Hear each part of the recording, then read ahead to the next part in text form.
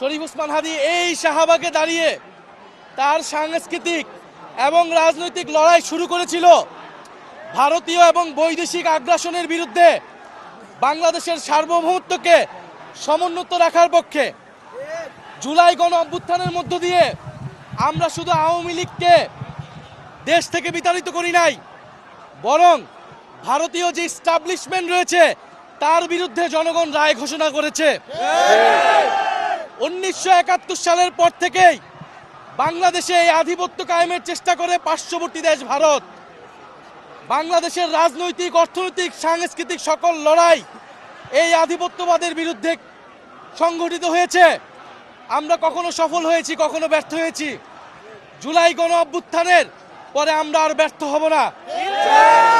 কিন্তু বন্ধুগণ, আমাদেরকে এটাও মনে রাখতে হবে, আমাদের এই লড়াইটা একটা গণতান্ত্রিক বাংলাদেশ বিনির্মাণের জন্য লড়াই।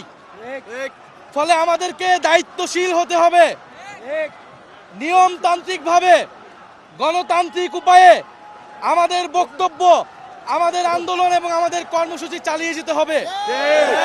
জুলাই গণ অভ্যুত্থানে এই শাহবাগের জায়গা থেকে আমরা আমাদের আন্দোলন শুরু করেছিলাম নিয়মতান্ত্রিকভাবে, শান্তিপূর্ণভাবে।